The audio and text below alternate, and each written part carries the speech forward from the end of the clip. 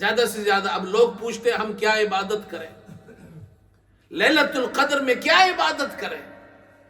یہ سوال حضرت عائشہ صدیقہ رضی اللہ تعالی عنہا نے رسول اللہ صلی اللہ علیہ وسلم سے کیا تھا، اے اللہ کے رسول اگر مجھے لیلۃ القدر مل جائے تو میں کیا اللہ سے مانگوں؟ آپ صلی اللہ علیہ وسلم نے فرمایا یہ دعا کرو، اللہم انک عفو تحب العفو فاعف عنی، اے اللہ تو معاف کرنے والا ہے، معافی کو پسند کرتا ہے، بس مجھے معاف فرما۔ اللہم انک عفو تحب العفو فاعف عنی، عنی کا معنی ہے مجھے معاف فرما، فاعف عنا کہیں گے اللہ ہم سب کو معاف فرما۔ یہ دعائیں مانگے اللہ سے اور معاف ہو گئے، اللہ نے معاف کر دیا، وہ سارے گناہ صاف ہو جائیں گے، کلین ہو جائے گا، اس کا جو اعمال نامہ ہے اس میں سے گناہ ختم ہو جائیں گے۔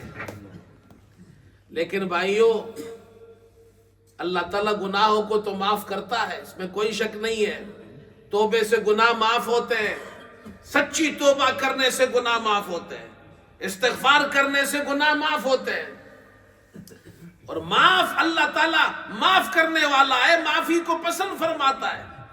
لیکن حقوق العباد ہے، جو حقوق العباد ہے، بندوں کے حقوق ہیں، وہ صرف معافی سے توبہ کرنے سے معاف نہیں ہوتے، وہ ادا کرنے پڑیں گے۔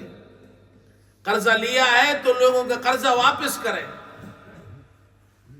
کسی کی زمین اگر ہتھیا لی ہے، کسی پہ ظلم کیا ہے تو وہ لیلۃ القدر میں دعائیں کرنے سے معاف نہیں ہوگا، وہ اس کو واپس کرنا پڑے گا۔ بہن کو میراث میں حصہ نہیں دیتے ہیں، باپ کا حصہ ہے، بیٹوں نے لے لیا ہے، بیٹی کو نہیں دیا ہے، وہ لیلۃ القدر میں دعائیں کرنے سے معاف نہیں ہوگا، وہ دینا پڑے گا۔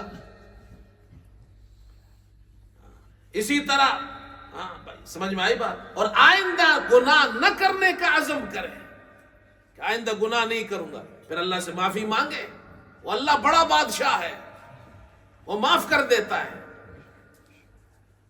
اس لیے توبہ کرے اللہ سے لیلۃ القدر میں، اور رسول اللہ صلی اللہ علیہ وسلم نے یہ دعا سکھائی ہے، یہ دعا مانگے، اللہم انک عفو تحب العفو فاعف عنی۔ اللہ توفیق دے نماز پڑھے،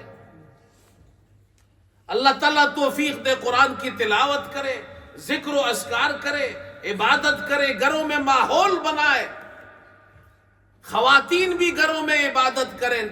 یہ آخری 10 راتیں ہیں، ان 10 راتوں کے اندر خوب عبادت کرے، اور یہ رات بھی ہمیں مل جائے، اللہ ہم سے راضی ہو جائے، گناہ ہمارے معاف ہو جائے، اللہ ہم سب کو عمل کی توفیق عطا فرمائے۔ وآخر دعوانا الحمدللہ۔